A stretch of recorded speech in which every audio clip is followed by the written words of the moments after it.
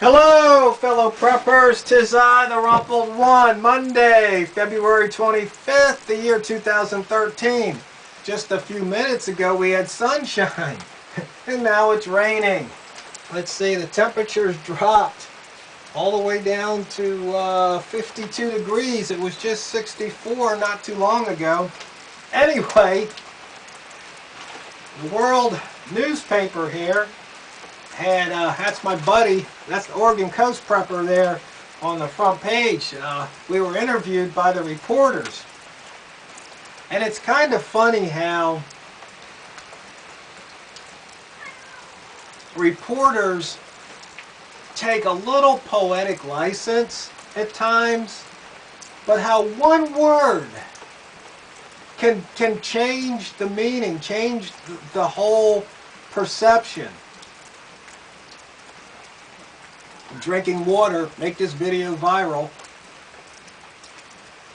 And now Cat 1's in the video, the diva. Yeah, you'd like to be in a viral video, wouldn't you? Anyway, it's real funny because they quoted me saying, I want to see the story end. I want to be around to see what happens. Now, that's not really what I said. I said, I want to see how the story ends.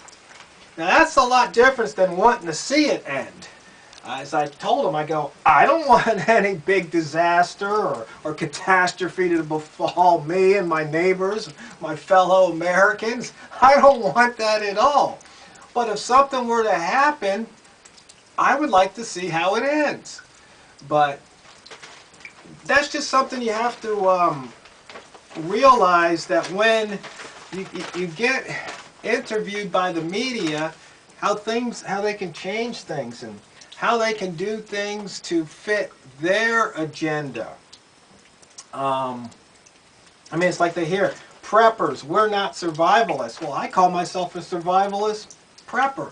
I said in these terms don't really mean anything. I said really what we are adult Boy Scouts. At least they got that quote right.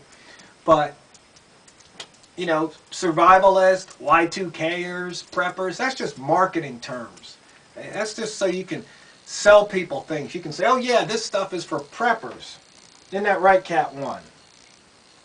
It's funny, there's a, I got a Cat 2. And, but Cat 2, when I brought him home the other night and let him out of the box, he just took off, and I really haven't seen Cat 2. So I'm not sure where Cat 2 is, but I was hoping to do a video to introduce you to Cat 2. But anyway, Cat 1 probably just didn't want anybody stealing her thunder. Was that it? Thought you might want a playmate. But you just have to be real careful when you deal with the media. And it's kind of funny too, because you know, this was all about prepping, and then they started talking about some of my political videos, and I'm not really sure why they threw that in, because you never know if people are trying to make you look extreme or radical or out there or crazy or what. You don't really know what their true intentions are.